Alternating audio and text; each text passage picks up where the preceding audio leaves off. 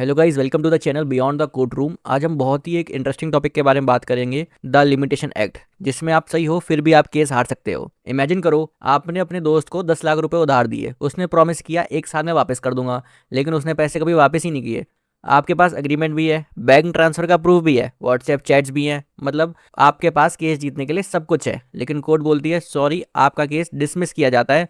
तो हम सब बचपन से सुनते आए हैं, सच की हमेशा जीत होती है। लेकिन लॉ एक और चीज़ भी मानता है, जस्टिस सिर्फ सच का नाम नहीं है, जस्टिस का मतलब टाइमली जस्टिस भी है। इसलिए इंडिया में एक इंपॉर्टेंट लॉ है जो कि है द लिमिटेशन एक्ट।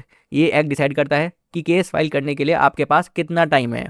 एक इलस्ट्रेशन से समझते हैं। वही सेम इलस्ट्रेशन, राहुल ने मोहन को 10 लाख रुपए उधार दिए। अग्रीमेंट लिखित में था, 1 साल बाद पैसे वापस मिलने थे। लेकिन 1 साल खत्म होने के बाद मोहन ने पैसे वापस नहीं दिए। राहुल ने सोचा कोई नहीं, चलो दोस्त है, थोड़ा और वेट कर लेता हूँ। 1 साल, 2 साल, 5 साल, 10 साल निकल गए। फिर राहुल फाइनली कोर्ट पहुंचता है और कहता है मेरे पैसे दिलवा दीजिए। कोर्ट पूछती है फिर अब आए हो? राहुल बोलता है मेरे पास सारे प्रूफ है।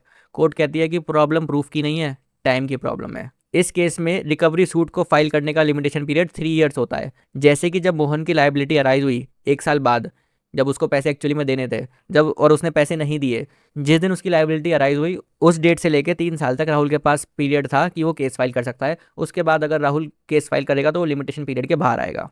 अब हम इसका रीज़न समझते हैं।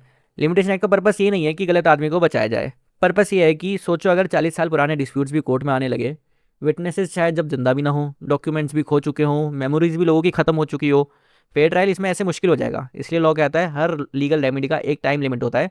उसके बाद कोर्ट जनरली केस एंटरटेन नहीं करती। अगर आप एक बहुत ही स्पेशल सर्कमस्टांस दिखा देते हो कि मैं तो आईसीयू में था भाई 3 साल से, तो ऐसे केस में कोर्ट अलाउ कर देगी, लेकिन वैसे कोर्ट अलाउ नहीं करती है।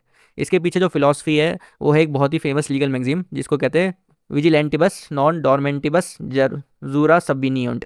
इसका हिंदी में मतलब है लॉ बस उन लोगों की मदद करता है जो अपने राइट्स के प्रति विजिलेंट होते हैं, और उनकी नहीं जो अपने राइट्स पर सोते रहते हैं। इसका मतलब ये नहीं है कि आप गलत थे, बस इतना है कि आपने अपनी लीगल रेमेडी टाइम पर यूज़ नहीं करी।